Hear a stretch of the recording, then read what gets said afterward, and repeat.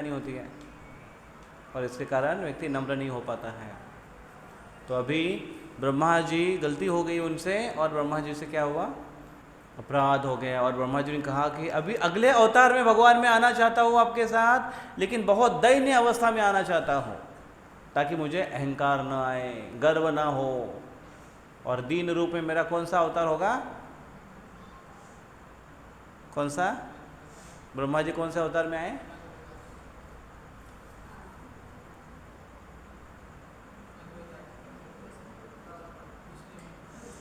हाँ मुस्लिम परिवार में जन्म लिया उन्होंने, हरिदास ठाकुर, हरिदास ठाकुर के रूप में आए वो, बहुत दीनहीन।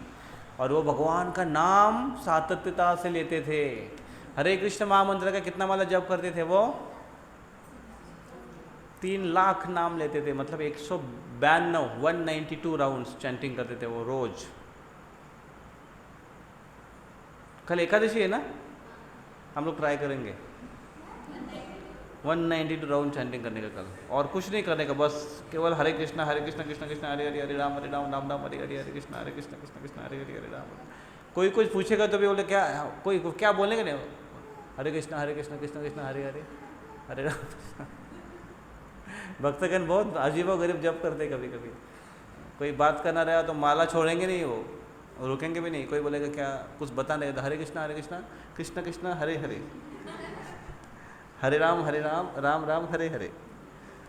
तो ऐसा काम करते भक्तगण।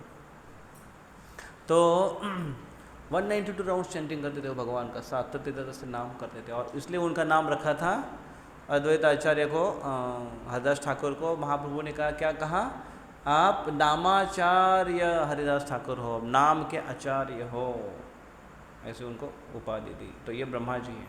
तो इस प्रकार से ब्रह्मा जी भी लालायित हो जाते गौर लीला में भाग लेने के लिए। शिव जी भी आए, कौन से रूप में आए शिव जी, अद्वैताचार्य के रूप में आए शिव जी। और महाविष्णु, कारणोदक जो विष्णु हैं वो तो महाविष्णु और सदाशिव, ये दोनों का कंबाइन फॉर्म, कॉम्बो पैक कौन है, अद्वैताचार्य। और इसलिए अद्वैताचार्य भगवान को पुकारे। क्यों पुकारे भगवान को, क्योंकि इस धरती पर उस समय नवद्वीप, जो आज का मायापुर है, ये नवद्वीप भी है, डिस्ट्रिक्ट है नवद्वीप आज, लेकिन वो नवद्वीप क्षेत्र जो भगवान चैतन्य महाप्रभु का शाश्वत धाम है, वो प्रकांड पंडित वहाँ पर हुआ करते थे और विद्या के लिए बहुत फेमस रहा करता था। जैसे हमने सुना था कि ये जामनेर भी एक समय विद्या के लिए बहुत फेमस था, शिक्षण के लिए बहुत फेमस था कि नहीं था ना, अब नहीं है क्या, अब कम हो गया ना, अब किसके लिए फेमस है, सोनबर्डी, हाँ अब सोनबर्डी के लिए फेमस है। जामनेर क्या है, सोनबर्डी। तो उस समय शिक्षण के लिए संस्कृत स्कॉलर बहुत बड़े बड़े पंडित नवद्वीप में हुआ करते थे। लेकिन उसका प्रॉब्लम ये हुआ कि बहुत घमंडी रहा करे वो, उनको अपना बड़ा उसके ऊपर अहंकार था। मैं देखो कितने श्लोकों को जानता हूँ, मैं चतुर्वेदी हूँ, मैं द्विवेदी हूँ, मैं यजुर्वेदी हूँ, मतलब एक वेदी हूँ, वेदी वेदी वेदी वेदी। और फिर इसमें अपनी धार्मिकता लोगों को दिखाने के लिए, अपनी श्रेष्ठता लोगों को दिखाने के लिए धार्मिकता का वो आश्रय लेते थे। वास्तविक दिखाना है अपना अहंकार। देखो कभी कभी क्या होता है ना, आध्यात्मिक कार्य करते समय भी हम अपना अहंकार दिखाते हैं लोगों को सामने, ये इस प्रकार से हम हैं, ये मैं हूँ, ऐसे वो दिखाते हैं। दिखाना होता है अपना ही अहंकार, लेकिन बीच में सामने थोड़ा सा अध्यात्म रख देते हैं, धार्मिकता रख देते हैं। धार्मिकता में हम श्रेष्ठ धार्मिक हैं, ऐसा कभी कभी हम कहते हैं। एक बार एक भक्त थे और वो प्रभुपाद जी से बात कर रहे थे, एक शिष्य थे। तो उन्होंने कहा प्रभुपाद जी को, प्रभुपाद मैं सबसे अधिक पतित हूँ, तो प्रभुपाद जी ने कहा तुम सबसे अधिक कुछ भी नहीं हो, क्योंकि सबसे अधिक बनने की जो भावना है ना, भले ही पतित का नाम लेकर बोल रहे हो, लेकिन सबसे अधिक बनने की भावना है ना, वो प्रॉब्लमेटिक है कि नहीं? तो हमने सबसे अधिक कुछ भी नहीं है हम लोग, ये नम्रता है। तो ये नम्रता का नामो निशान नहीं था उस समय नवद्वीप में। और फिर लोग धार्मिकता के नाम पर क्या करते थे, शिव पार्वती का विवाह लगाते थे। ये शिव पार्वती का विवाह लगा देंगे हम लोग, तो ये हमारे शिव, हमारे घर की पार्वती है और आपके घर की शिव जी है, और दोनों का अभी विवाह हम संपन्न करेंगे। और धूमधाम से नगाड़े डिजिंग डिजिंग डिजिंग बजाकर, एकदम कोई डीजे भी लगाता था उसमें, डिंजुम डिंजुम ऐसा एकदम जोरदार ढोल ताशे के साथ। कितना खर्चा करते थे, 1-1 लाख 2-2 लाख 3-3 लाख रुपए खर्चा करते थे। और क्या बोलते थे, हमने हमारे शादी में, हमारे शिव पार्वती के शादी में 50 धान्य के बोरे वो लगा दिए। इधर भी, यहाँ पर भी जब होता है तो लोग क्या बोलते हैं, लोग भंडारे में 15 पोत्यांचं भंडार झाला बरं का, 15 पोत्यांचं भंडार झाला म्हणतात की नहीं? लेकिन यहाँ का भंडारा बहुत सस्ता रहता है। क्या रहेगा, चपाती रहेगा और डांगर इतना बड़ा रहता है, उसका सब्जी बनाएंगे। ऐसा होता है क्या इधर? वरण बट्टी, आज ही मंदिर में वरण बट्टी बनाया था, वरण बट्टी गंगा फल की भाजी। वरण भी ऐसा होता है कि उसको तड़का भी नहीं लगाते ना, हाँ ऐसा ही वो उबालते हैं, ये वही पसंद है इधर भी। तो वो ऐसे खिलाते थे और फिर गिनाते भी थे कि हमने इतना खिलाया, हमने इतना किया, मैंने कितना बड़ा पुण्य किया। पुण्य के बारे में आपको एक बताऊं मैं, ये सत्य बात है। पुण्य के बारे में, आप अगर पुण्य कर रहे हो और अगर वो आप किसी को बता रहे हो, जितनी बार आप जितने लोगों को बताओगे उतना आपने किया हुआ पुण्य का फल घट जाएगा। अगर आपने 100 रुपये किसी को दिया और अगर 10 बार आप किसी 10 लोगों को अगर आप 10 बार बता रहे हैं कि मैंने उसको 100 रुपया दिया, तो हर बार 10 रुपये कम हो जाएगा। तो 10वें आदमी को बोलने के बाद कितना रुपए का पुण्य होगा आपका?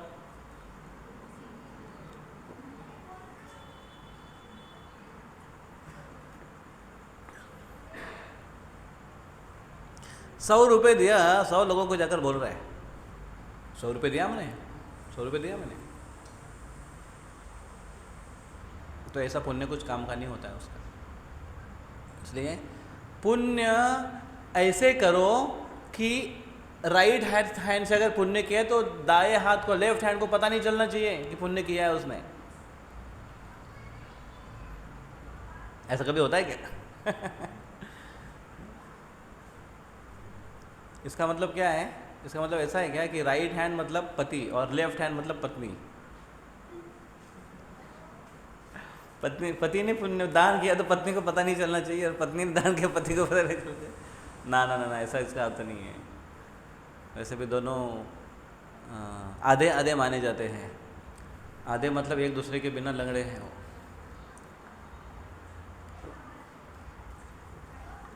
ऐसा मानते हैं ना, बेटर हाफ।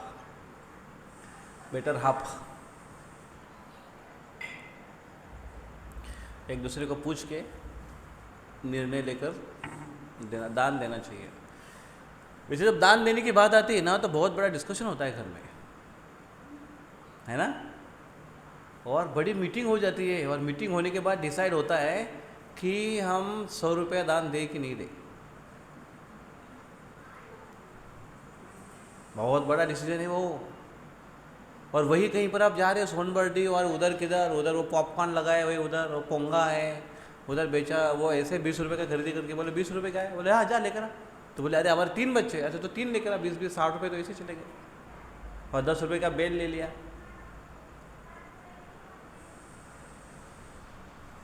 खाने पीने में ऐसे ही पैसा चला जाता है हमारा, दान धर्म में बहुत कम पैसा जाता है। इसलिए कहते हैं कि कलयुग का एक लक्षण क्या है पता है?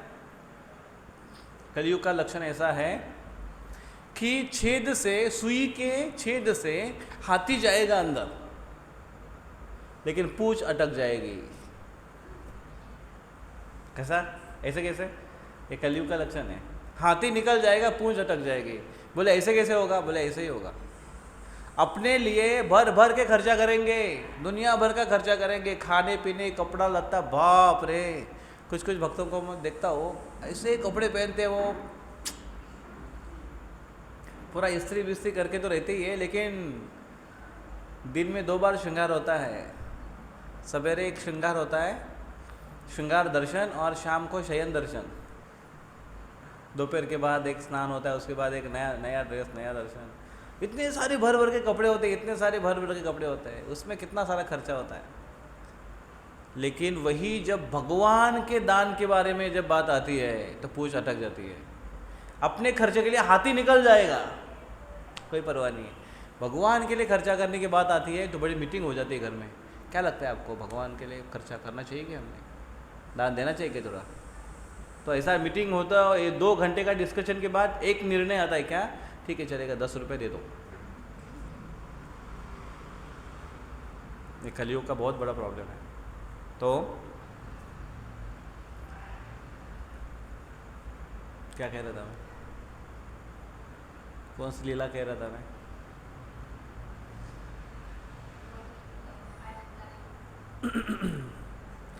ब्रह्मा जी क्या बता रहा था, कौन सी? हाँ, नवद्वीप।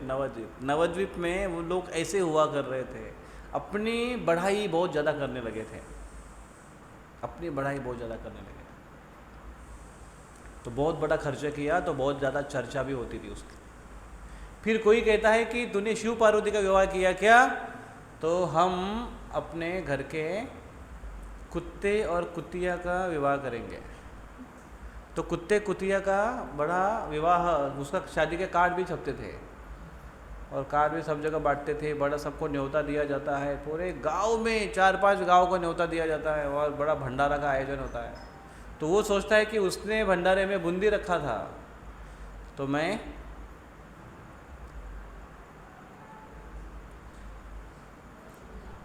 रसगुल्ला देते इधर? नहीं, इधर। अच्छा, उधर बंगाल की बात करें रसगुल्ला, ओके। उधर बूंदी नहीं देते, उधर रसगुल्ला। तो उधर वो बोलता है कि मैं और कुछ स्वीट दूंगा, स्पेशल दूंगा मैं। हाँ, तो ऐसा उनकी होड़ रहा करते थे। और फिर यहाँ तक कि प्राणियों का विवाह भी लगा रहे थे, नौकर नौकरानी का विवाह लगा रहे थे धार्मिकता के नाम पर, और कह रहे थे कि हम कितने धार्मिक हैं, आध्यात्मिक हैं। तो इस प्रकार से ये सब चल रहा था। और अद्वैत आचार्य जैसे महान संत थे, वो लोग देखते थे कि ये क्या रहा है इन लोगों का, कहाँ पैसा वेस्ट कर रहे हैं, पैसा बहुत खर्चा कर रहे हैं, लेकिन कहाँ वेस्ट कर रहे हैं, किसके लिए वेस्ट कर रहे हैं? सारा पैसा जत्रे में बिताया फतरा, तीर्थ बनाया पानी, दुनिया भई दीवानी, पैसों की धूलधानी। ऐसे लोग हुआ करते थे उस समय। तो फिर अद्वैत आचार्य ने कहा कि जीवन का उद्देश्य है कृष्ण प्रेम प्राप्त करना, मृत्यु के समय भगवान को याद करना, उसके लिए अभी से प्रैक्टिस करना, और अंत में भगवान को याद करके भगवत धाम वापस चले जाना। ये जीवन का उद्देश्य है। ये यहाँ पर कुत्ते बिल्ली का विवाह लगा रहे हैं, क्या जीवन जी रहे हैं ये लोग, और इनको कैसे समझाए हम? हमारे समझाने से नहीं होगा, इनको और कोई समझा में भी नहीं सकता है। उनको एक ही व्यक्ति समझा सकते हैं, वो है साक्षात कृष्ण। और इसलिए अद्वैत आचार्य ने, जब वो शांतिपुर में रहते थे, गंगा के किनारे उनका घर था, गंगा के किनारे एक वटवृक्ष था, बड़े वटवृक्ष के नीचे जाकर बैठे, उनके पास एक नरसिंह शालिग्राम शिला थी। शालिग्राम शिला जानते हैं ना आप? शालिग्राम शिला क्या होती है जानते हैं ना? शालिग्राम शिला भगवान का एक रूप होता है, लेकिन शिला के रूप में होता है। उनको लेकर आए नरसिंह शालिग्राम शिला, उनको रखा एक पात्र में, और गंगा जल और तुलसी पत्ता ये अर्पण करते करते करते करते, और जोर जोर से पुकार रहे थे, हरे कृष्णा कृष्णा कृष्णा हरे हरे, हरे राम राम राम हरे हरे। कृष्ण ऐसा पुकारते थे वो अद्वैत आचार्य कृष्ण को कि हे कृष्ण हरे कृष्ण, ऐसे पुकारते थे वो। जोर से पुकार होती है, नाद करते थे, नाद। नाद जानते, नाद? तो मराठी वाला नाद नहीं, पोराला लागला नाद। हाँ, ये साउंड वाला नाद है, करताल का नाद निकलता है, कुछ समय तक ऐसे वाइब्रेट होते रहता है नाद। एक वाइब्रेशंस, एक आवाज, एक पुकार, एक रट, सो नाद कहते हैं। और नाद से शब्द आता है नाड़ा, नाड़ा नहीं, नाढ़ा, चड्डी का नाड़ा नहीं, नाढ़ा। नाढ़ा मतलब जो नाद करता है, जिन्होंने नाद किया और जोर से उन्हें पुकारा भगवान कृष्ण को, और कृष्ण प्रकट हुए इस धरती पर गौरांग के रूप में। तो ये गौरांग महाप्रभु कब प्रकट होते हैं? कौन है ये गौरांग महाप्रभु? ये गौरांग, गौर अंग, जिनका अंग कांति गौरे रंग की है। तो गोरा रंग कैसे? इधर हमारे जैसे कि गोरा रंग है क्या? नहीं, वो गोरा रंग कैसे था? पिघले हुए सोने का, तप्त कांचन गौरांग, मोल्टन गोल्ड, ऐसे था। तो इसलिए उनको गौरांग कहा गया। ये वही कृष्ण है। तो कृष्ण इस धरती पर कब प्रकट होते हैं? द्वापर युग में। कृष्ण गीता में कहते हैं यदा यदा ही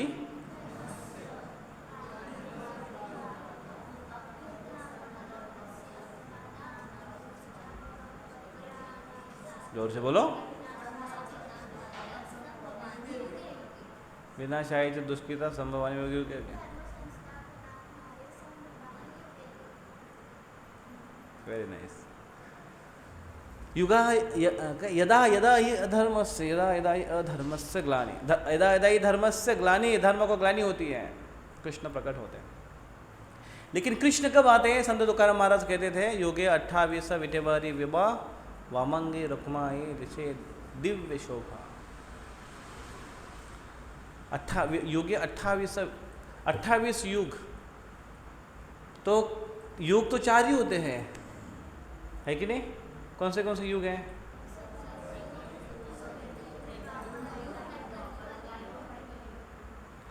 सत्य, त्रेता, द्वापर, कली, 4 युग होते हैं। तो फिर 28 कौन सा युग है? 28वां रिपीट करने का, उसको रिपीट करते रहने का, और रिपीट करके 28 क्या? 8 बार आएगा तो क्या?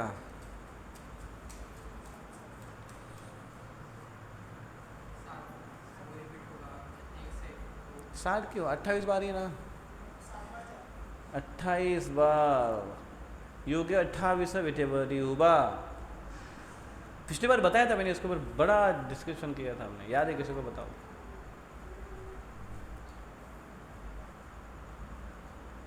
नहीं? कृष्ण ब्रह्मा जी कितने साल जीते हैं?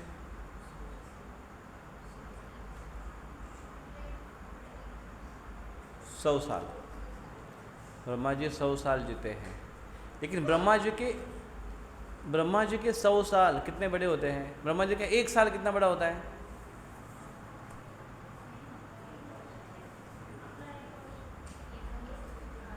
आपला 1 वर्ष तेव्हा त्यांचा 1 साल। ब्रह्मा जी का 1 दिन मतलब हमारा कितने वर्ष होते हैं?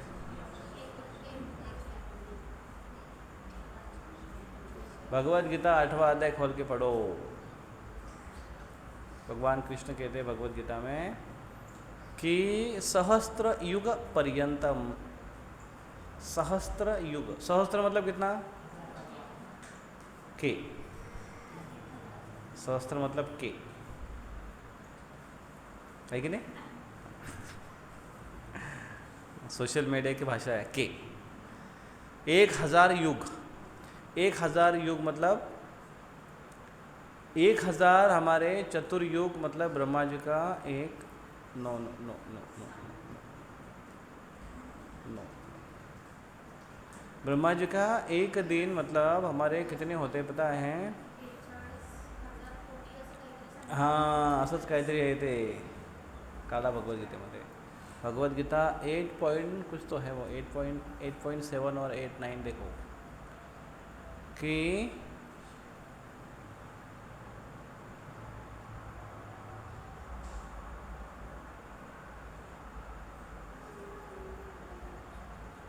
1000 चतुर्युग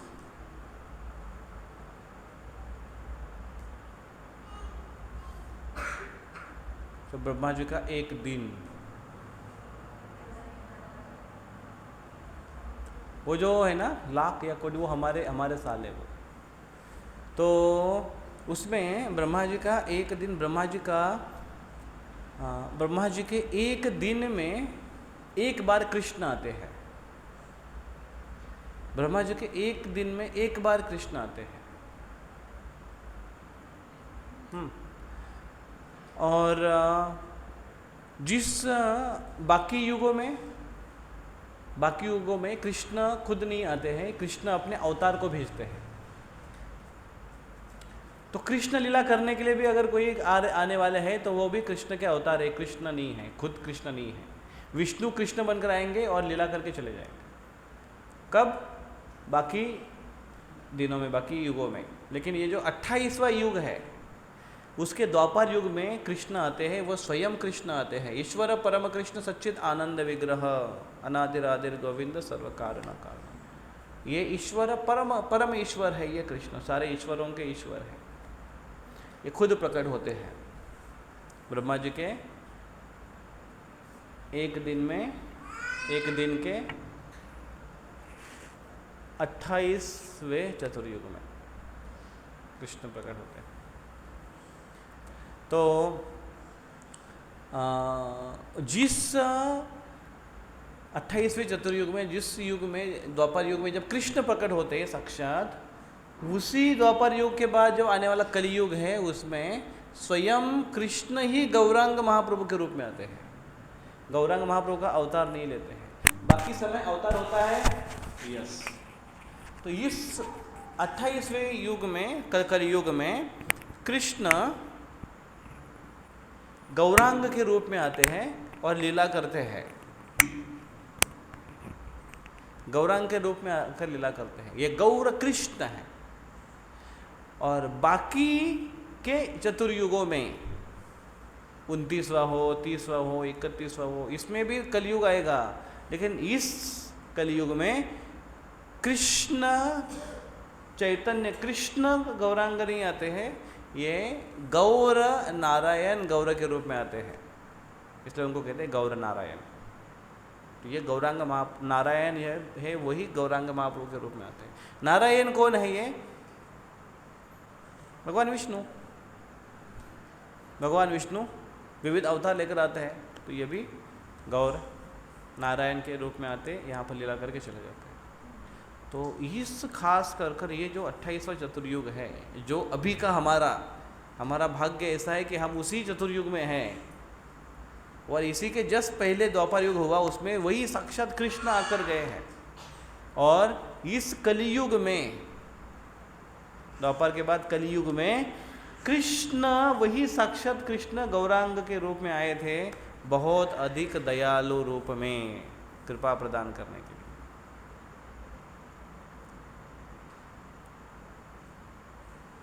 टेक्निकल हो रहा है ना थोड़ा आसान करते हैं इसको फिर कृष्ण तो अभी ये उनका आने का टर्म हुआ पिछली बार हमने चर्चा की और नारद मुनि चले गए वैकुंठ देखने के लिए जिधर गौरांग महाप्रभु का कृष्ण गौर रूप में था और उनका अभिषेक चल रहा था सब जगह जाकर उन्होंने न्यूज़ स्प्रेड किया अभी अद्वैत आचार्य जोरदार प्रार्थना कर रहे हैं भगवान को पुकार रहे हैं और कहते हैं कि भगवान केवल आप ही इस जगत को तार सकते हैं आप ही साक्षात आ जाइए और फिर भगवान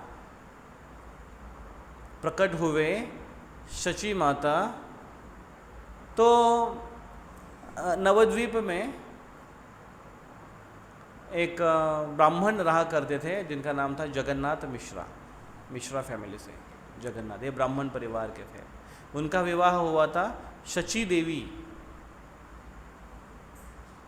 जो चक्रवर्ती ठाकुर परिवार से थी। तो इनका विवाह हुआ जगन्नाथ मिश्रा से, और जगन्नाथ मिश्रा और उनके 8 पुत्रियाँ हुई। शची माता और जगन्नाथ मिश्र के इनकी 8 पुत्रियाँ हुई। लेकिन समस्या ऐसी होती थी कि जैसे ही जन्म हुआ तुरंत मर जाते थे। ऐसे 8 उनके लड़कियाँ मर गई। बहुत दुखी थे वो, उनको कोई संतान नहीं, संतान का सुख उनको अनुभव नहीं हो रहा है।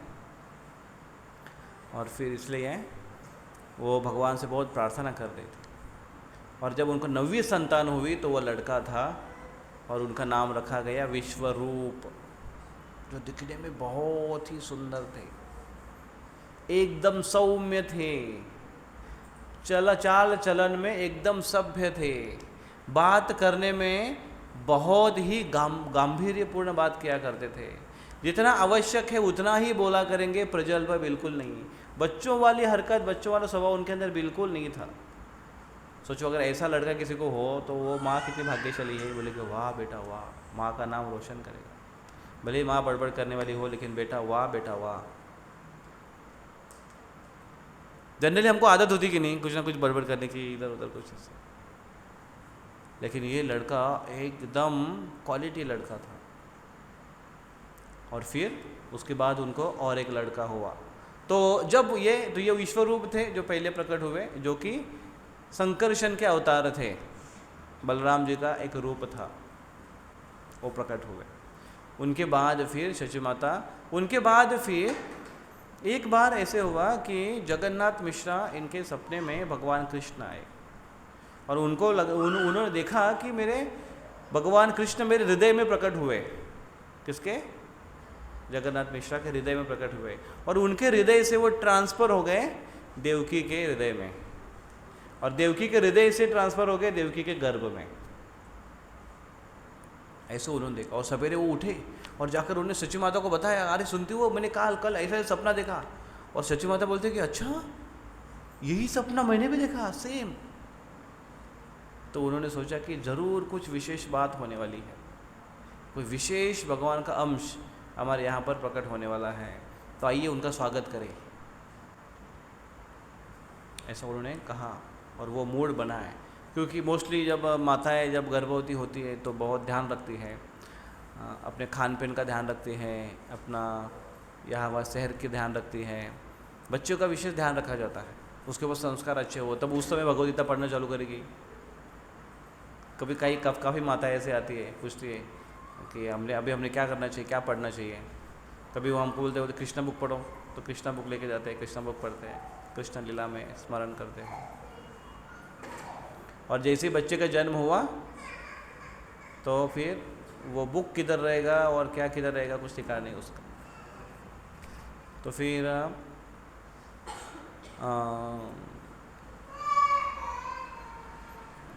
शची माता के गर्भ में जैसे ही पुत्र उत्पन्न हुआ, शची माता का तेज बढ़ने लगा, उनकी अंग कांति चमकने लगी, और उनके घर में कुछ विशेष उनको हलचल दिखाई देने लगी।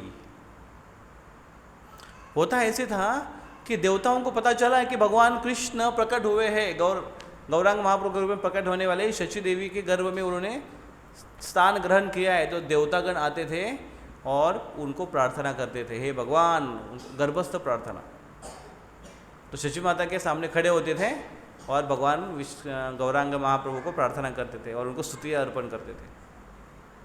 तो कभी कभी ऐसा होता था कि जब वो देवतागण चलते थे तो उनके पैर के जो पायल है, नूपुर है, वो कभी कभी ऐसे बजते थे छन छन छन छन। तो ये लोग एकदम डरते थे, अरे ये कैसे अचानक आवाज़ आ रहे हैं, कहीं यहाँ पर कुछ गड़बड़ तो नहीं है। कभी कभी देवतागण अपनी छाव जानबूझकर गिराते थे, छाया, लाइट की छाया, और वो डरते थे, अरे भूत भूत भूत भूत ऐसा करके वो भागते थे। और वो कोई कुछ लकड़ी लेकर आता था, कोई छड़ी लेकर आता था, और कोई बोलता था कृष्ण कृष्ण कृष्ण कृष्ण, कोई नारायण कवच का उच्चारण करता था और वो शक्ति को भगाने की कोशिश करता था। ऐसा इस प्रकार से करते थे। और देवतागण हंसते रहते थे कि अरे ये देखो क्या समझ रहे। तो इस प्रकार से उनकी जब गर्भवती जो उनकी स्थिति थी उस समय वो एक अलग प्रकार के आनंद का अनुभव कर रही थी। क्यों? क्योंकि साक्षात भगवान प्रकट होने वाले हैं। और जब भगवान, तो फिर समय जैसे जैसे बढ़ते गया, 8 महीना हो गया, 9 महीना हो गया, तो अभी एकदम वो वेटिंग में है कि कब पुत्र जन्म होता है, कब मैं उसको देखती हूँ। 9 महीना हुआ, 9 महीना 9 महीना, फिर कुछ दिन बढ़ते लगे, फिर 10 महीना हो गया, 11 महीना हो गया, लड़का बाहर निकलने का नाम नहीं ले रहा है। ऐसी सिचुएशन हो तो सोचो आज की महिला क्या करेंगे। वो 9 भी नहीं पार करती आजकल। तो वो पहले ही उनका जुगाड़। अभी इस अवस्था में ऐसी हालत है माताओं की कि उनको खाने पीने का कुछ ठिकाना नहीं है, न्यूट्रिशंस नहीं है, क्या खाना चाहिए क्या पीना चाहिए वो भी पता नहीं है। और इसलिए गर्भ धारण करने की क्षमता भी बहुत कम हो चुकी है, बहुत कम हो चुकी है। बहुत सारी लड़कियां तो डरती हैं इस प्रोसेस से, तो बाप रे कैसे होगा। इसलिए क्या हो रहा है आजकल, गर्भ भाड्याने मिळेल, गर्भ भाड्या, ये भी प्रोसेस चालू हो गया अभी बच्चे पालने की प्रोसेस। मतलब जैसे किसी की खेती है 4 एकड़, वो कर नहीं पाते तो किसी को देता है ये मेरी खेती कर। तो ऐसे हो गया आज, गर्भ पालने की प्रथा चालू हो गई अभी। फर्टिलिटी बची नहीं है। क्यों? क्योंकि लाइफस्टाइल एकदम बकवास हो गया आज, एकदम बेकार हो गया लाइफस्टाइल। कब क्या करेंगे, क्या खाएंगे, किस प्रकार से रहेंगे, कुछ ठिकाना नहीं है। और इसलिए वो गर्भधारण नहीं कर सकती। यहाँ पर 10 महीने हो गए, 11 महीना हो गया, बच्चा बाहर नहीं निकल रहा है, तो इनको चिंता होने लगी कि क्या होगा, कुछ गड़बड़ तो नहीं है। तो उस समय शची माता के पिता नीलांबर चक्रवर्ती, वो बड़े भविष्यज्ञ होते थे, एस्ट्रोलॉजर थे वो। और उन्होंने आकर देखा तो उन्होंने कहा चिंता की आवश्यकता नहीं है, ये बेटा सही मुहूर्त का इंतज़ार कर रहा है प्रकट होने के लिए। बाप रे, प्रकट होने के लिए सही मुहूर्त का इंतज़ार कर रहे हैं। जैसे हमारे यहाँ पर भक्त भी जब सत्संग का संडे का जब दिन होता है तो सत्संग में इधर आने के लिए भी सही मुहूर्त का इंतज़ार करते हैं। और बराबर जैसे ही मुहूर्त पूरा हो जाता है तो फिर यहाँ पर प्रकट हो जाते हैं। ऐसा होता है ना? नहीं होता है। बराबर हम 7:55 में प्रकट हो जाएंगे। तो ऑफकोर्स ये भगवान है, भगवान को मुहूर्त का इंतज़ार करने की ज़रूरत नहीं है, क्योंकि जब भगवान प्रकट होते हैं वो मुहूर्त बन जाता है।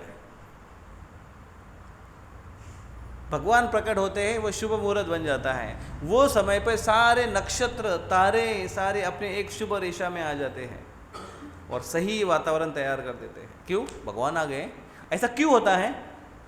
क्योंकि वो जो शुभ नक्षत्र है, शुभ तारा है, वो अपनी शुभता बढ़ाने के लिए आ जाते हैं देखने के लिए। अरे भगवान आ गए, भगवान आ गए, भगवान प्रकट होने वाले अभी, तो वो अपने आप को शुभ बनाने के लिए आते हैं। ऐसा नहीं कि वो आने से शुभ वातावरण बनता है और भगवान प्रकट होते हैं। भगवान जब भी आते हैं वो शुभ है, सबको शुभ कर देते हैं भगवान, और जो अपने आप को शुभ होना चाहता है वो प्रकट होता है उस जगह पर। तो शुभ तारे हैं वो प्रकट हो जाते हैं आसमान में और भगवान प्रकट होते हैं। तो फिर जब 13वां महीना आया तब गौरांग महाप्रभु प्रकट होने का उन्होंने डिसाइड किया। कब प्रकट होने वाले हैं ये? पूर्णिमा के रात, संध्या, जिस समय चंद्र को ग्रहण लग गया था। चंद्र को ग्रहण लग गया मतलब चंद्र ग्रहण दूषित काल माना जाता है। ग्रहण लगता है तो समय दूषित होता है। आजकल लोग उसको भी मानते नहीं है, वो भी ज़्यादा साइंटिफिक होने के कारण ऊट पटांग चीज़ करते रहते हैं। उनको उसका सटल साइंस है वो उनको पता नहीं है। तो फिर इसलिए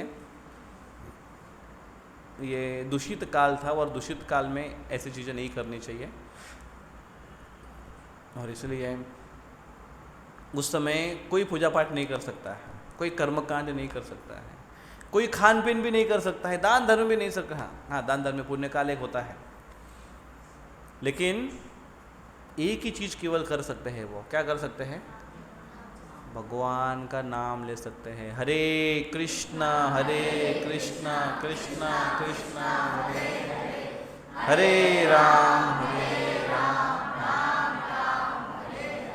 उस समय वहाँ के जो सो कॉल्ड ब्राह्मण थे, वो अपने आप की शुचि दिखाने के लिए सारे के सारे गंगा में आकर डूब रहे थे, नहा रहे थे, और नहाते हुए क्या कर रहे थे? एक ही केवल कार्य कर रहे थे और जोर से पुकार रहे थे। क्या पुकार रहे थे? हरि हरि। ऐसा नहीं, हरि हरि हरि हरि हरि हरि। हाँ, ऐसे पुकारते थे वो सब लोग, हरि हरि। तो ये हरि हरि से पूरा आसमान है वो वाइब्रेट हो गया, हरि हरि हरि हरि हरि हरि। क्यों हरि हरि सब जगह पर?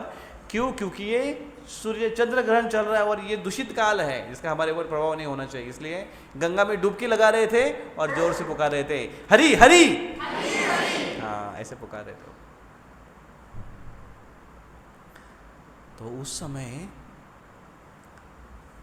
जोर से धड़ाम से एक आवाज हुआ, इतना जोर से आवाज हुआ कि जिस आवाज से ब्रह्मांड भर में ऐसा एकदम धड़ धमाका जैसे सबको महसूस हुआ।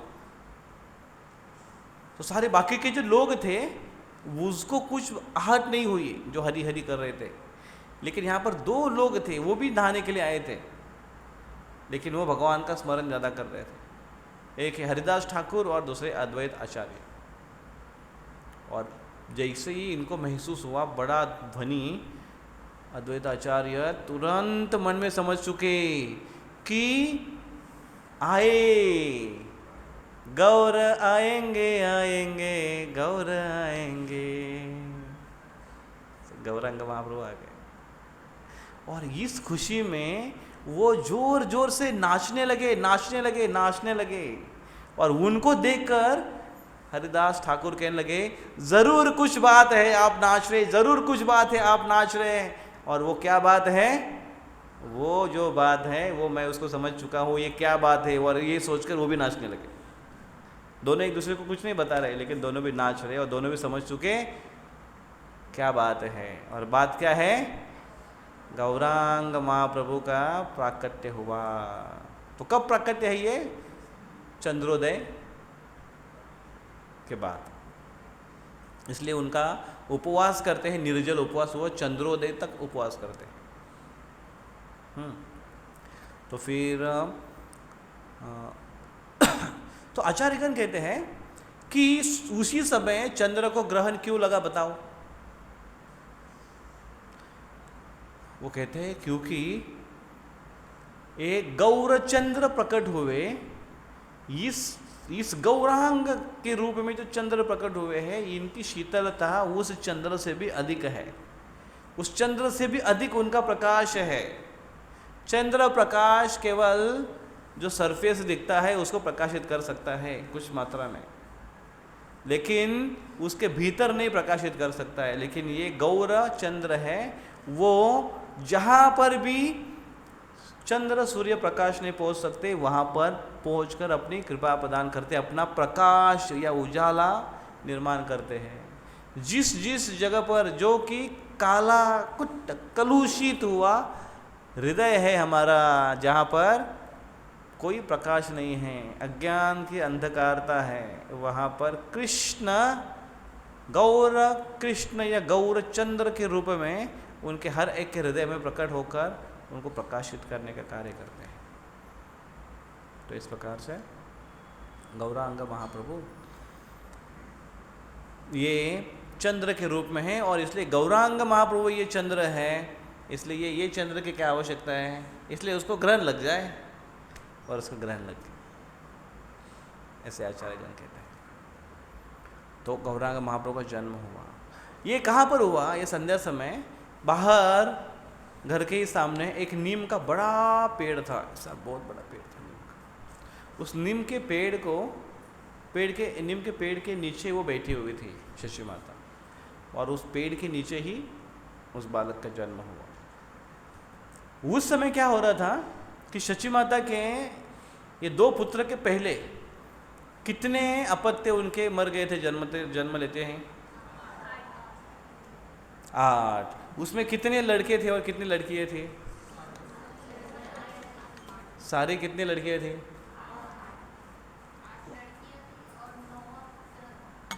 हाँ, तो जो 8 पुत्रियां जो एक्सपायर हुई, 8 पुत्रियां थी। तो यहाँ पर जादू टोना बहुत ज़्यादा चलता है बंगाल में। को देखना अगर है तो मैं आपको लेके जाता हूँ और 2-3 भूतों के पास आपको खड़ा कर देता हूँ। वैसे मैं भी कुछ कम नहीं हूँ, जादू टोना वाला नहीं है, लेकिन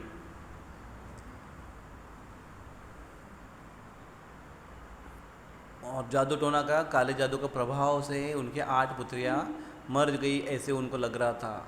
और ये जो मेरे पुत्र है इनको कुछ नहीं होना चाहिए, विशेष पुत्र है, इसलिए उसका नाम रख दिया मैया ने, माँ ने, शची माता ने उसका नाम रख दिया निमाई। निमाई मतलब क्या? नीम के पेड़ के नीचे जन्म हुआ इसलिए निमाई। नीम के पेड़ की कड़वाहट इस बालक के नाम में आ जाए, और अगर नीम के पेड़ की कड़वाहट इस बालक के नाम में आ गई तो कोई भूत पिशाचिनी हो तो वो कड़वाहट से भाग जाएगी। इसलिए माँ का एक प्रेम है, अलग उनके फीलिंग है, उन्होंने नाम रखा निमाई। जब इस बालक का जन्म हुआ उसी समय नीलांबर चक्रवर्ती आए। नीलांबर चक्रवर्ती कौन है पता है? कौन है?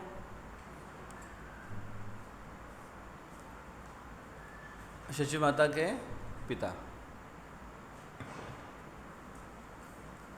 एस्ट्रोलॉजर थे। उन्होंने राशि भविष्य कुंडलिनी खोली बच्चे की, कौन से समय पर प्रकट हुआ। ये वास्तविक सही है, इसका एक साइंस है। कुंडली आप देखते हैं उसका एक साइंस है। और एक एस्ट्रोलॉजर मुझे बता रहे थे कि अगर किसी का जन्म हुआ है 8:05, अभी एग्जैक्टली सेकंड का काउंट तो हम कर नहीं पाते हैं। पता है क्यों? क्योंकि 1-2 मिनट तो इसका और उसका घड़ी इधर उधर तो होते रहता है ना। आप एग्जैक्टली सेकंड में, एग्जैक्टली मिनट में कैसे काउंट करोगे आप? कितने बजकर कितने मिनट में हुआ? तो फिर अगर मिनट चूक गए अगर, तो बच्चे की राशि भविष्य पूरा चेंज हो जाता है।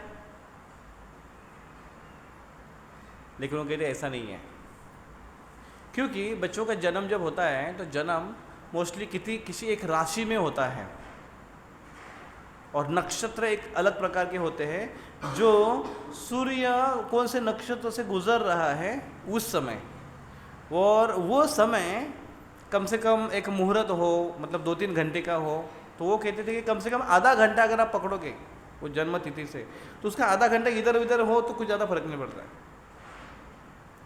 सपोज 8:05 में किसी बच्चे का जन्म हुआ और एक का 8:10 में जन्म हुआ, तो दोनों का उस पीरियड में जन्म लेने वाले बच्चों का मोस्टली एक प्रकार का उनका भविष्य होगा, उनके कर्म होंगे, जीवन रेशा होगी। तो इस प्रकार से अद्वैत, इस प्रकार से नीलांबर चक्रवर्ती ने कहा कि ये बालक एक विशेष कुंडली लेकर आया है। तो उन्होंने निकाला उनका कुंडली, उन्होंने कहा कि इसकी कुंडली विष्णु की कुंडली से मैच हो रही है। ये कोई साधारण लड़का नहीं, विष्णु के कुंडली से इसकी कुंडली मैच हो रही है। वो बोल नहीं पाए कि ये साक्षात विष्णु है, कोई मानेगा कैसे? उन्होंने कहा कि एग्जैक्टली उधर मैच हो रही है, ऐसा विशेष लड़का है ये, और ये लड़का संन्यास ग्रहण करेगा। ये लड़का संन्यास लेगा और भागवत धर्म, सनातन धर्म का प्रचार करेगा। तो चैतन्य महाप्रभु ने सनातन धर्म का ऐसा प्रचार किया, ऐसे प्रचारक हुए हो, ऐसे कोई प्रचारक नहीं हुआ आज तक हिस्ट्री में। इसलिए चैतन्य महाप्रभु का अगर आप गूगल में या कहीं पर अगर सर्च करोगे तो चैतन्य महाप्रभु का प्रचार कार्य ये सबसे श्रेष्ठ माना गया है। और चैतन्य महाप्रभु को लोग भगवान कब मानते हैं?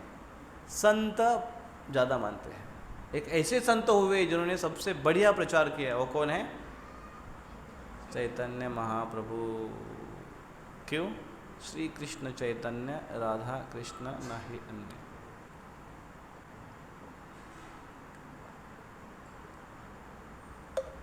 ऐसे ही चैतन्य महाप्रभु। आप लोगों को गर्म नहीं हो रहा है? माताओं का पंखा क्यों बंद किया आप? चालू करो कोई। बोले कि अपना पंखा चालू कर दे, हमारा पंखा बंद कर दिया। हाँ, करो करो, सारे चालू करो, बस परफेक्ट। देखो अभी कैसा लग रहा है?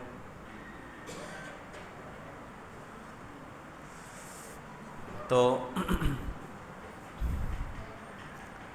ये विशेष लड़का है चैतन्य महाप्रभु। उनकी कुंडलिनी एक विशेष कुंडलिनी है। और फिर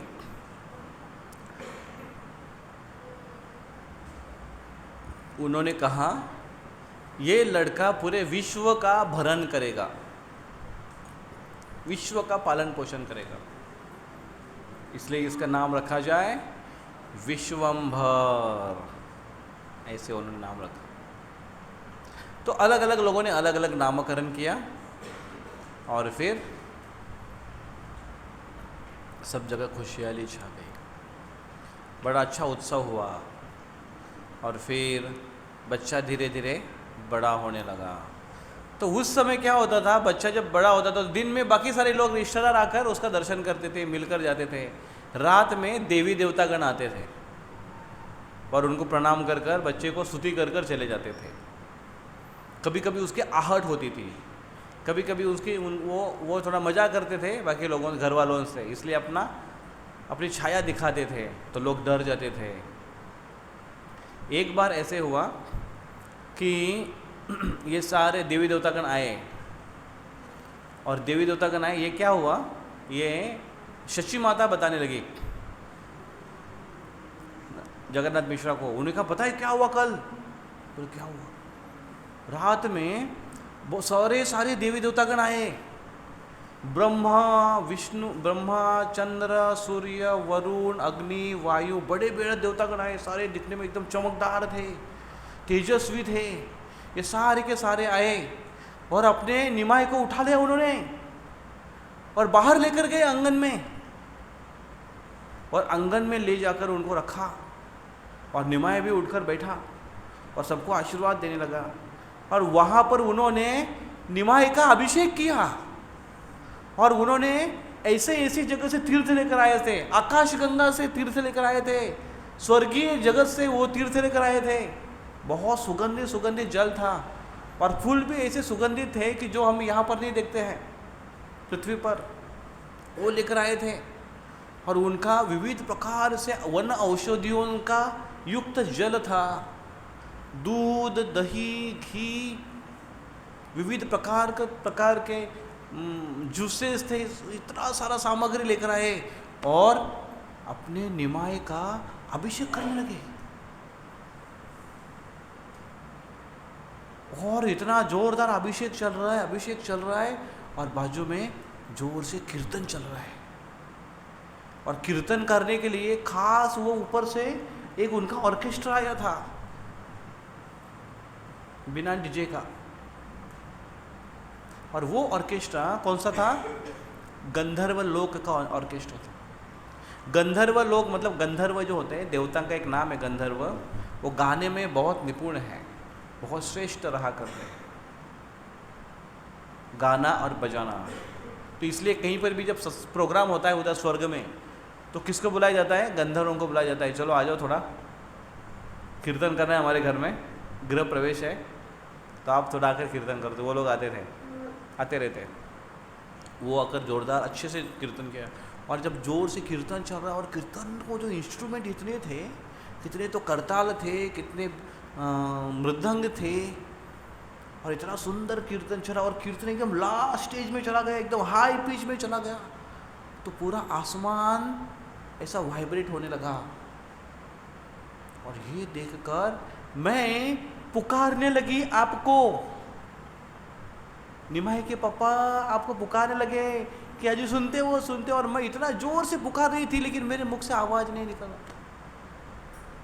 मेरे मुख से आवाज़ नहीं निकला, और मैं चल पा रही थी और चलते चलते मैं नीचे गिर पड़ी, और जब मैं गिर पड़ी तो बेड के नीचे गिर पड़ी, और जैसे गिर पड़ी तो मैं बोला अरे मैं तो इधर हूँ, तो ये सब क्या था। और फिर मैं तुरंत बाहर आकर देखी दरवाज़ा खोल के, तो बाहर कोई भी नहीं था, सारे देवतागण चले गए थे, कोई उन्होंने अवशेष नहीं छोड़ा था। और इस प्रकार से हमारे निमाई का देवतागणों ने अभिषेक किया, कोई विशेष लड़का ही है। और जगन्नाथ मिश्रा बहुत संतुष्ट हो गए, उन्होंने कहा हाँ हमारा लड़का बड़ा विशेष है, उनको बड़ा अच्छा लगा। फिर निमाई अभी थोड़े थोड़े बड़े हो रहे ना, तो ऐसा ये करने लगे, स्क्रॉल करने लगे, रेंगने कहते उसको, या मराठी में कहते हैं रांगणे, तो ऐसा चलने लगे धीरे धीरे धीरे धीरे। तो बच्चा जब ऐसा चलने लगता है ना, चलने लगता है मतलब 4 पैर पर चलने लगता है, 4 पैर ना ऐसा, तो बड़ा टेंशन होता है माता पिता को। पहले तो चुपचाप अपना उल्टा कर देते थे उसको, वो माँ अपना काम करती थी, वो अपना खेल रहा है, या फिर वो आजकल बच्चों के मुंह में देते देखो ऐसा, पहले तो कम से कम बॉटल हुआ करती थी दूध की, अभी बॉटल नहीं रहता है, वो इतना ही रहता है वो मीठा रहता है ना, इसलिए बच्चा बेचारा चुप होता है ना। क्या बोलते हैं उसको? टीथर, मेरे दांत में पकड़ना रहता है इसलिए टीथर बोलते हैं। वैसा पकड़ता है बच्चा और चबाते रहता है। थोड़ा चलने लगा तो बहुत टेंशन होता है। बहुत सारे घरों में क्या करते हैं माताई लोग, प्रभु जी लोग क्या करते हैं, दरवाजे में ऐसे रिब लगा के रखते हैं ना, सारे करते क्या ऐसा? नहीं करते, ऐसा करके रखते हैं ताकि बच्चा उसके उस पार न जाए। तो जब बच्चा वो स्क्रॉल करने लगा, क्रॉलिंग करने लगा, वो क्रॉलिंग करते करते करते करते बाहर निकल गया, आंगन में चला गया। तो सब लोग ढूंढने गए, अरे निमाई किधर है, निमाई निमाई निमाई निमाई, अरे निमाई, ओ निमाई बाहर। तो शची माता भागते भागते बाहर आ गई, निमाई निमाई, और देखा तो वो हो गई, एकदम डर गई। वो डर के मारे उनको पसीना छूटने लगा और वो जोर से पुकारने लगी जगन्नाथ मिश्रा को, अजी आइए आइए, क्या कर रहे हैं आप, कहाँ पर है, जल्दी आइए जल्दी आइए। और सारे लोग जोर से चिल्लाने लगे, सारे लोग आ गए, उधर जमा हो गए। बोले क्या हो गया क्या हो गया? बोले वो देखो निमाई ने एक बड़े सांप को हाथ में पकड़ रखा है, उसको अपने पास खींच रहा है। निमाई उसको अपने पास खींच रहा है और वो सांप भागने की कोशिश कर रहा है, निमाई उसको फिर से अपने पास खींच रहा है। और ये लोग बोल रहे हैं निमाई छोड़ दो उसको, छोड़ दो छोड़ दो। निमाई उसको तरफ से देखता है और फिर सांप को पकड़कर फिर से खींचता है। और वो लोग बोलते हैं निमाई छोड़ दो छोड़ दो छोड़ दो। तो निमाई फिर से उसकी तरफ देखता है और फिर से सांप जाता है, फिर से उसको अपने पास पकड़ के खींचता है। और फिर सांप को अपने पास खींच लिया तो सांप ने उसको ऐसा लपेट लिया, ऐसा गोल गोल गोल गोल नीचे ज़मीन में ऐसा गोल, उसने अपना एक कॉइल तैयार किया सांप ने। और निमाई वो कॉइल के ऊपर ऐसे जैसे अनंत जैसे गर्भोदक शाही विष्णु, शेष शाही विष्णु जिस प्रकार से शयन करते हैं वैसे वो सोए, लेटे उसके ऊपर। निमाई, छोटा सा निमाई ऐसा लेट गया। और घर के लोग जो थे वो इतना डर गए, पहले तो पकड़ा था, अभी तो उसके ऊपर सीधा लेट गया ये। और अगर उस सांप ने दंश कर दिया इसको तो क्या, और कोई कुछ कर भी नहीं पाएगा। अभी क्यों नहीं कर पाएगा कभी अभी? क्योंकि अगर कुछ करने में जा रहे वो लोग और हड़बड़ी में सांप ने डस लिया तो, इसलिए कोई भी आगे बढ़ नहीं रहा था। तो वहाँ के लोग क्या बोल रहे थे, गरुड़ा गरुड़ गरुड़ गरुड़ ऐसे पुकार रहे थे। गरुड़ गरुड़ क्यों? गरुड़ और सांप की दुश्मनी है। तो गरुड़ का नाम सुनते ही शायद सांप भाग जाएगा या फिर शायद गरुड़ जाएंगे रक्षा करने के लिए, तो ऐसा वो कर गरुड़ गरुड़। और फिर महाप्रभु ऐसे लेटे कुछ समय, फिर उन्होंने देखा, निमाई ने देखा कि अरे शची माता मेरी बहुत ज़्यादा चिंतित हो रही है, इसकी चिंता देखी नहीं जा रही मुझसे, और इसलिए निमाई उठे और उठने के बाद सांप को जाने देने लगे। और जैसे ही जाने देने लगे वो वहाँ से निकलने लगे। जैसे ही सांप वहाँ से निकलने लगे फिर से निमाई ने उसको पकड़ा और पकड़कर अपने पास खींचने लगे। और उस समय घर के लोग सारे बोलने लगे कि निमाई छोड़ दो उसको, छोड़ दो छोड़ दो छोड़ दो। तो और सारा जो उनका घर परिवार उनकी चिंता देखकर निमाई ने, और वो जो सांप था वो साधारण सांप नहीं था, वो थे अनंत शेष। तो उन्होंने देखा कि मेरे भगवान प्रकट हुए हैं, मेरी कोई सेवा नहीं है अभी, तो मैं थोड़ी जाकर सेवा कर लेता हूँ मेरे भगवान की। और इसलिए वो सांप के रूप में आए और भगवान ने उसकी भी इच्छा पूर्ण की, अनंत शेष की, उसके ऊपर लेटे भी।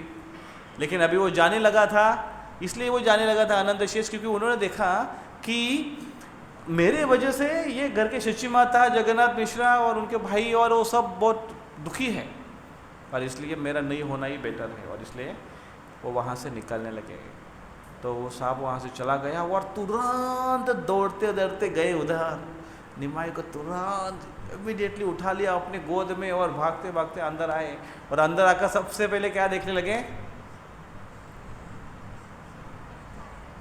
कुछ कांटा वाटा तो नहीं है, कुछ दंश वंश तो नहीं है, कुछ बच्चा घबराया तो नहीं है। ये घबराया बच्चा नहीं था, घबराए ये लोग थे।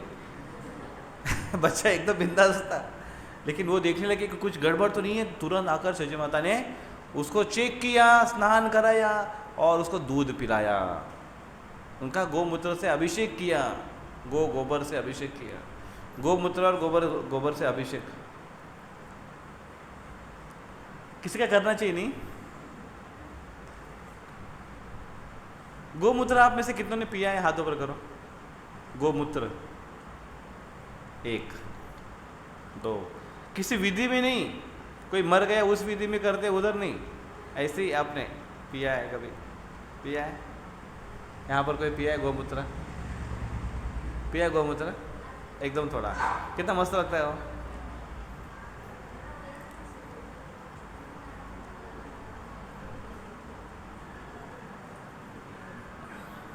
मस्त लगता है ना। गोमूत्र पीने के बाद आपको सब कुछ मीठा लगेगा, वाह, एक अलग स्वाद होता है उसका। अगर आपको नेचुरल, अगर जस्ट निकला हुआ फ्रेश अगर नहीं पी पाते तो डिस्टिल जो रहता है ना, डिस्टिल गोमूत्र, डिस्टिल वाटर जैसे होता है ना, ये डिस्टिल गोमूत्र होता है अर्क के रूप में, वो पी सकते हो। उसका गंध थोड़ा कम किया जाता है, लेकिन वो स्ट्रांग रहता है काफ़ी। डिस्टिल गोमूत्र वो पी सकते हैं, पीना चाहिए। गोमूत्र में इतनी शक्ति है कि आपकी इम्यूनिटी पावर बहुत बढ़ाएगा, वो रोग प्रतिकार शक्ति बहुत बढ़ाएगा वो गोमूत्र। बहुत स्ट्रांग भी है, लेकिन जिसको पित्त का प्रॉब्लम है उसने नहीं पीना चाहिए, या फिर मार्गदर्शन में पिए, क्योंकि वो बहुत पावरफुल है।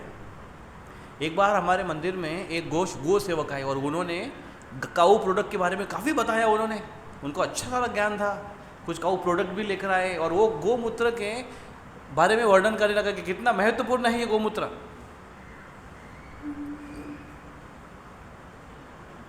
तो फिर हमारे एक ब्रह्मचारी थे, वो एक फार्म हाउस में रहते थे गोवर्धन इको विलेज जीईवी में, गौशाला में सेवा करते थे और रोज उनको फ्रेश गोमूत्र मिलता था। तो उन्होंने क्या किया, उन्होंने डिसाइड किया कि मैं रोज़ 1 गिलास गोमूत्र पीऊँगा। और सवेरे जैसे देखते थे वो कि गाय गोमूत्र जैसे बछड़ा छोड़ते हैं, सबसे बेस्ट गोमूत्र कौन सा है पता है? जब बछड़ा छोड़ा जाता है वो स्तन को स्पर्श करते हैं और जोर से पहला ऐसा ढूम ऐसा मारता है गाय को। जैसे ही वो ऐसा मारेगा वैसे ही गाय तुरंत मूत्र विसर्जन करेगी। और वो मूत्र में सबसे ज़्यादा, जब सबसे अधिक गुण होते हैं, सबसे अधिक। यहाँ तक की रिसर्च है कि गोमूत्र में और गाय के दूध में सोने के अंश पाए गए। ये बहुत पावरफुल है गोमूत्र। तो वो ब्रह्मचर्य हमारे रोज किया करते थे, रोज 1 गिलास गोमूत्र। बाद में प्रॉब्लम ऐसा हुआ कि लीवर उनका पूरा ख़राब हो गया और बहुत उनको पेट का प्रॉब्लम चालू हो गया। डॉक्टर को दिखाया, डॉक्टर ने बोला आपके रिपोर्ट इतने ख़राब आ गए हैं, आपका लीवर ख़राब हो गया है। बोले आप तो सेवे करी हो, आप तो खाना पीना तो कुछ ठीक नहीं, दारू पीने का कोई सवाल ही नहीं आपका, तो लीवर ख़राब हुआ किसे आपका? उन्हें बताया कि मैं रोज़ 1 गिलास गोमूत्र पीता हूँ। बोला इम्यूनिटी बंद करो। 1 गिलास गोमूत्र कोई पीने वाली चीज़ है क्या? 1 गिलास डाइजेस्ट कर सकते हो क्या आप? तो जनरली 1 चम्मच पीते हैं, 1 टीस्पून। 1 चम्मच में 2 चम्मच पानी डालने का, या 3 चम्मच या 5 चम्मच या आधा ग्लास पानी लेने का, और 1 टीस्पून या 2 टीस्पून गोमूत्र डिस्टिल गोमूत्र ले सकते हैं, हेल्दी रहेगा वो। खाली पेट लेंगे तो और ज़्यादा लाभ होता है। तो निमाई के ऊपर ऐसे संस्कार हुए और फिर सची माता ने उनको दूध पिलाया। और माँ को कब तसल्ली मिलती है बेटा ठीक है? जब वो पहले जैसा दूध पीना चालू करता है। पहले जैसे दूध पीता तो माँ बोलती हाँ अभी ठीक है, हेल्दी है। तो इस प्रकार से ये बच्चा हेल्दी था। इस प्रकार से ये उन्होंने बचपन में ही अनंत शेष की शेष शयन की उन्होंने लीला की। फिर एक बार और एक लीला बताता हूँ मैं आपको, एक छोटी सी। एक बार अभी थोड़ा सा बड़ा हो गया निमाई, थोड़ा चलने लगा वो, तो बाहर ऐसे आंगन में खेल रहा था।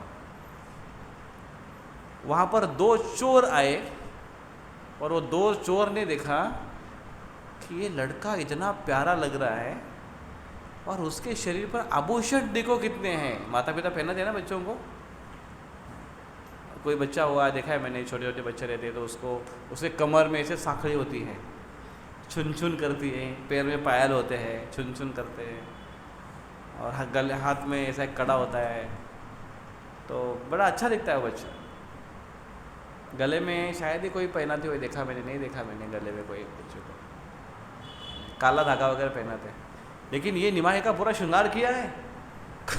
कर्ण कुंडल है, गले में नेकलेस है, बाजूबंद है, पायल है, मेखला है, और कोई कपड़े नहीं पहना है। बच्चा हेल्दी अच्छा सा। जब ये देखा 2 चोरों की नज़र पड़ी, ये अच्छा आइडिया है, बच्चे को उठा लो, दूर के गांव से लेकर जाओ, उसका सारा चीज़ छीन लो और उसको भेज दो वापस गांव में। वो अपने माँ का घर ढूंढते ढूंढते आ जाएगा। ऐसा उनका प्लानिंग था। देखा उन्होंने ये दोनों ने कि ये लड़का बड़ा प्यारा लग रहा है। आजू बाजू देखा उन्होंने कि घर के सामने कोई है नहीं, तो गए बच्चों को दूर से बुलाया, बच्चा इधर आ, तुम्हें मैं एक स्वीट दूंगा। उस स्वीट का नाम है संदेश, बंगाली स्वीट, अलग अलग आकार का होता है, गाय के दूध से पनीर से बनता है वो। तो फिर उन्होंने बुलाया, निमाई आया, तो निमाई बोला 2 संदेश। तो उन्होंने बोला पहले मेरे कंधे पर बैठो, दूर लेकर जाएंगे, बहुत तुमको संदेश खिलाएंगे, हमारे पास बहुत है। बोले अच्छा चलो चलो चलो, फिर आप बड़े अच्छे अंकल हो। अंकल के कंधे पर बैठकर पूरा गांव घुमा रहे हैं अंकल, और अंकल ढूंढ रहा है कि एक ऐसा रास्ता ढूंढे कि जो सीधा जंगल में निकलता है, वहाँ पर जाकर इस बच्चों को लूटेंगे। इधर कर किया तो चोर रोएगा ना, बच्चा अगर रोएगा तो आजू बाजू के लोग बोलेंगे हे कौन हो तुम लोग, कौन से बच्चे को रुला रहे हो, चोरी पकड़ी जाएगी। तो दूर जाने के लिए वो रास्ता ढूंढने लगे। बोले ऐसा अच्छा रास्ता ढूंढो। तो रास्ता ढूंढ रहे, गाँव को चक्कर लगाया उसने, और 2-3 घंटा हुआ। घर के लोग एकदम परेशान हो गए, निमाई किधर गया, निमाई निमाई निमाई निमाई। सब लोग निमाई हाय तोबा हो गया। पूरे कॉलोनी में पता चला निमाई नहीं मिल रहा है, सारे कॉलोनी में ढूंढा, कहीं नहीं निमाई। तो उन्होंने तुरंत एक न्यूज़ जाहिर कर दिया, अपन नैना पायलट का, लड़का किधर गया। सब जगह उन्होंने न्यूज़ स्प्रेड की, बच्चा कहीं नहीं मिल रहा है, और ये चोर उसको लेकर घूम रहे हैं। वो घूम रहे, उनको रास्ता ही नहीं मिल रहा है बाहर जाने का, और वो घूमते घूमते फिर से वही जगह पर आ गए जहाँ से वो लड़के को उठाया था, सची माता के घर से। और फिर उन्होंने देखा कि अरे ये तो वही जगह पर आ गए हम लोग जिधर से बच्चों को उठाया था। और फिर तुरंत उन्हें बच्चों को रखा। बोले अगर ये अभी इतना घंटा हो गया, सब लोग ढूंढ रहे होंगे, और अगर इन्होंने अगर हमको देखा तो हमारी ऐसी पिटाई होगी, बेटर वे चोरी का चक्कर छोड़ दो, बच्चे को इधर उतारो। अभी तो छीन भी नहीं सकते क्योंकि अभी उसके घर के बाजू में है, अभी तो रोएगा वो, छोड़ो उसको, चुपचाप जाने दो। और वो चले गए, भागने लगे। तो जैसे ही बच्चों को नीचे रखा निमाई को, तो निमाई बोले थैंक यू अंकल, आपने बहुत स्वीट दिया, कम आगे। और निमाई दौड़ते दौड़ते दौड़ते दौड़ते बाहर गया, घर के अंदर तरफ दौड़ने लगा। तो सची माता तुरंत आई और बोलने लगी, अरे निमाई निमाई निमाई, कहाँ था निमाई? और निमाई को तुरंत गले लगाया, उठाया, अपने गोद में लिया, उसको दुलार रही है, उसको चुम्बन ले रही है। बोले किधर था किधर था? तो निमाई ने कहा कि वो 2 अंकल मुझे घुमाने लेकर गए थे, उन्होंने मुझे स्वीट भी दिया, उन्होंने मुझे संदेश भी दिया, और मुझे बहुत अच्छे अंकल है, वो मुझे घुमाया उन्होंने।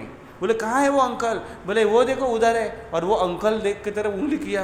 अंकल ने बोला, अरे तेरी तो पकड़े गए अभी, ये लड़के ने बता दिया अभी। और वो चोर जो भागने लगे, और वो सच्ची माता बोलने लगे, अजी सुनते हो आप, यहाँ पर आइए। और वो जगन्नाथ मिश्रा आ गए, बोले आइए आइए, देखो अपने बेटे का ये 2 लोगों ने कितना ख्याल रखा, वो ला कर दिए, आप जाइए उनसे मिलिए। और जगन्नाथ मिश्रा बाहर निकल गए। जैसे ही जगन्नाथ मिश्रा बाहर निकल गए, वो बोले, अरे आ गए, अरे बाबा, पकड़ने के लिए आ गए। और जैसे ही जगन्नाथ मिश्रा को देख रहे आते हुए, ये और भागने लगे। तो वो जगन्नाथ मिश्रा बोलते, अरे रुकिए रुकिए, अरे अजी अजी अजी अजी सुनते हो, अजी रुकिए रुकिए।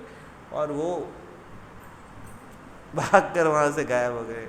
और इस प्रकार से निमाई ने एक सैर कर दी। कौन सी सैर? सोचा उन्होंने कि थोड़ा बैठ बैठ के बोर हो रहा हूँ मैं घर में, थोड़ा गांव घूम के आता हूँ।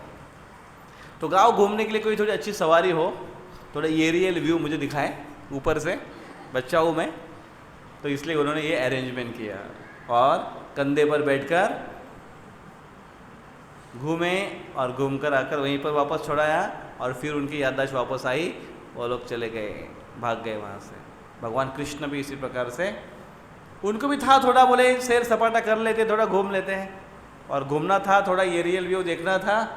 और इसलिए तृणावर्त आया भवंडर के रूप में, जोर से ऐसा भवंडर के रूप में आया। और वो उसने निमाय कृष्ण को उठा लिया। कृष्ण को उठाकर कितना ऊपर लेकर गया? हजारों मील ऊपर लेकर गया कृष्ण को। और कृष्ण आनंद ले रहे, वाह ये हमारा मथुरा मंडल है, ये हमारा वृंदावन है, ये हमारा गोकुल है, ये हमारा ये है, ये हमारा ये वन है। सब देखते देखते देखते देखते और ऊपर गए, पूरे पृथ्वी को देखने लगे। इस प्रकार से देखा, थोड़ा घूमे, और उसके बाद बोले चलो ठीक है, बोर हो गया, अभी चलो वापस लेके चलो, वापस लेके चलो। और वो असुर था, असुर उनको मारने की कोशिश कर रहा था। तो कृष्ण का एक छोटा सा एक हाथ, नन्हा सा हाथ, उसको ऐसा गला पकड़ लिया। जैसी 2 उंगलियों से गला पकड़ लिया कृष्ण ने, उसका गला चौकअप होने लगा, उसके आंख बाहर आने लगे। कृष्ण ने अपना वेट बढ़ा दिया। कृष्ण का वजन इतना हो गया कि मानो एक ब्रह्मांड का वजन हो।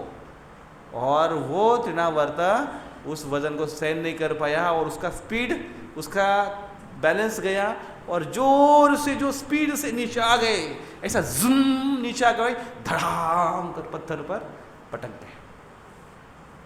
जैसे पत्थर पर जोर से पटक गए, पत्थर का चूरा चूरा चूरा चूरा हुआ, और उस असुर का चूरमा हो गया पूरा। इस प्रकार से कृष्ण असुर का वध करते हैं। जब कृष्ण से कोई पंगा लेता है, कृष्ण से कभी दुष्ट दृष्टि के साथ, अगर दुष्ट इंटेंशन के साथ अगर कोई आता है, तो कृष्ण उसको छोड़ते नहीं हैं।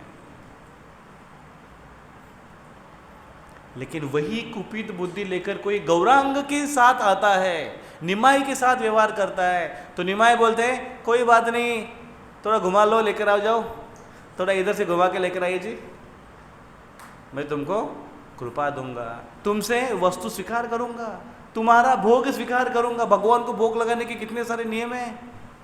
ब्राह्मण दीक्षा जिसके, वही जाकर भगवान को भोग लगा सकता है। स्नान कर कर शुचित बुरा आकर शुद्ध मन से भगवान को भोग लगाने के लिए जाता है वो पुजारी। और यहाँ पर ये बेवड़े चोर पता नहीं कितने दिन में कितने कभी नहाए भी होंगे या नहीं, निमाई को कंधे पर उठाया और उनके मैले हाथ से उसको संदेश दिए, बोले संदेश खाओ। और निमाई ने बड़े प्रेम से उसको ग्रहण किया, उनसे सेवा भी स्वीकार कर ली और उसको विशेष कृपा प्रदान की। तो जो जो गौरांग, जो जो निमाई के संपर्क में आए, गौरांग महाप्रभु के संपर्क में आए, उन्होंने उसका उद्धार ही किया है। और इसलिए कलियुग में बहुत ही महत्वपूर्ण है। निमाई बहुत महत्वपूर्ण है। गौरांग महाप्रभु का अवतार, गौर अवतार। क्यों? क्योंकि कलयुग के सब लोग एकदम क्वालिटी क्राउड है कलयुग। क्या क्वालिटी है उसके अंदर? एक क्वालिटी उनके अंदर है कि कोई क्वालिटी नहीं है। कलिर दोष निधि राजा नस्ति ही एक महान गुना। दोष का निधि है ये कलयुग, भयंकर है ये कलयुग। और इसलिए कलयुग में एक आश्रय देने के लिए गौरांग महाप्रभु आते हैं और कोई अपराध काउंट नहीं करते। केवल एक बार कोई व्यक्ति कृष्ण के शरण में आ जाए वो उसको स्वीकार करते हैं। कोई एक बार अगर कह दे सकृत एव प्रपन्नोयम तवास्मीति चयाशते अभयम सर्वदा तस्मै ददामि एतत् व्रतम मम। मेरा व्रत है ये। कोई एक बार अगर कह दे, कोई एक बार अगर सच्चे दिल से कह दे कि हे भगवान मैं आपका हूँ, मुझे स्वीकार करिए, और भगवान उसको शाश्वत काल के लिए अभय प्रदान करते हैं। तो कोई एक बार अगर प्रेम से कहता है गौरंग गौरंग गौरंग, तो तुरंत गौरांग महाप्रभु की कृपा उसको प्राप्त होती है। और कलयुग में एक आश्रय है। इसलिए भज गौरांग कहो गौरांग,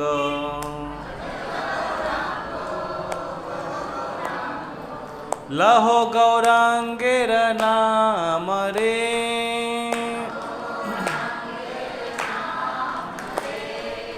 भज गौरांग कहो गौरांग,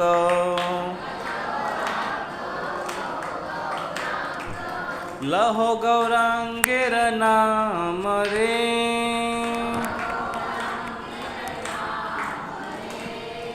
जय जना गौरांग भजे से होया मर प्राण रे,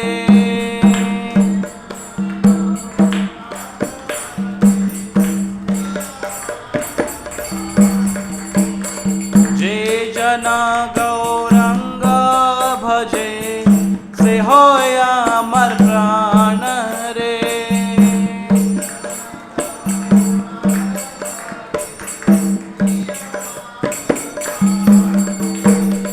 भज गौरांग कहो गौरांग, लहो गौरांगेर नाम रे। बोलो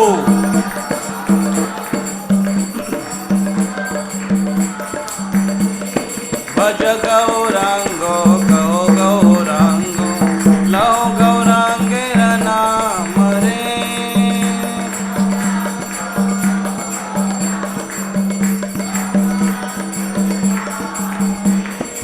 जय जना गौरांग भजे से होया मर प्राण रे,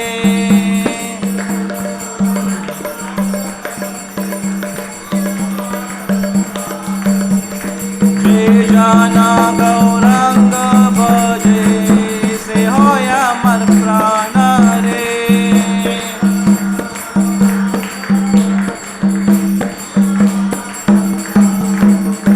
हरे कृष्णा कृष्णा कृष्णा हरे हरे, हरे राम राम राम हरे हरे। बोलो हरे कृष्णा कृष्णा कृष्णा हरे हरे, हरे राम राम हरे हरे।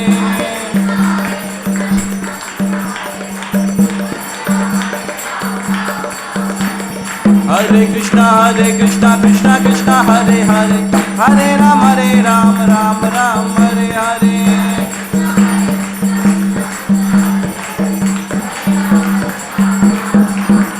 हरे कृष्णा कृष्णा कृष्णा हरे हरे, हरे राम राम हरे हरे।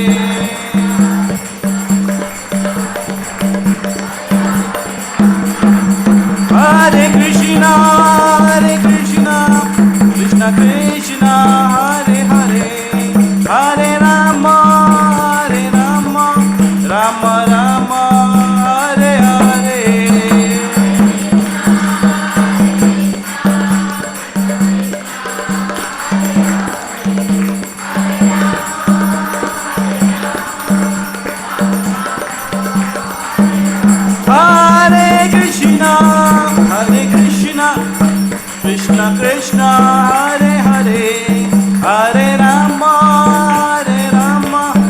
राम राम हरे हरे।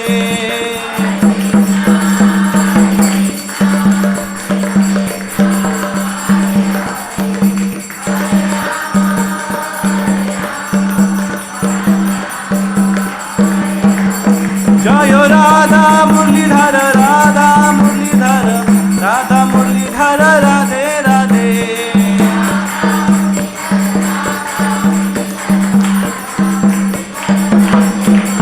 जय गौरनिताय गौरनिताय गौरनिताय जय गौरनिताय।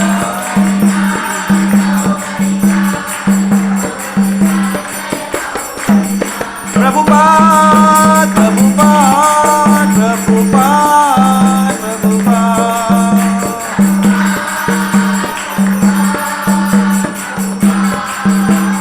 निताय गौर हरि बोल हरि बोल हरि बोल हरि बोल।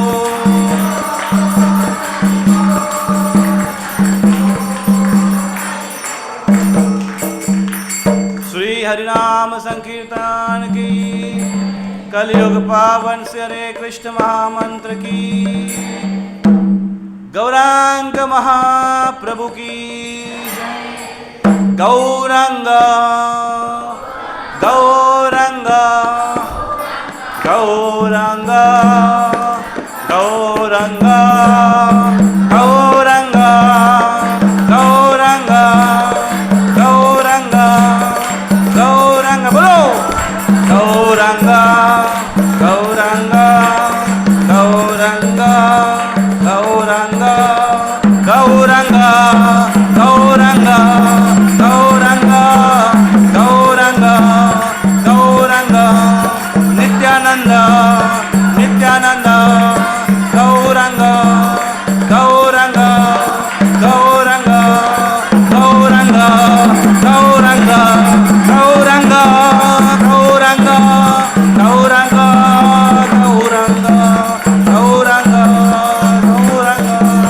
गौरांग। गौर प्रेमानंदे श्री गौरांग महाप्रभु की, गौर पूर्णिमा महामहोत्सव की, समवेत भक्तवृंद की, समवेत गौर भक्तवृंद की। हरे कृष्णा।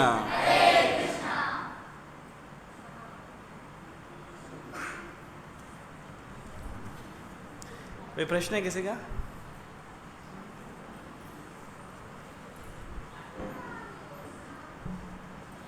कुछ अनाउंसमेंट है?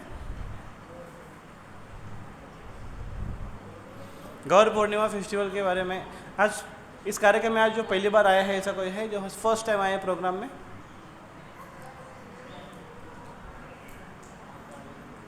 तो आने वाले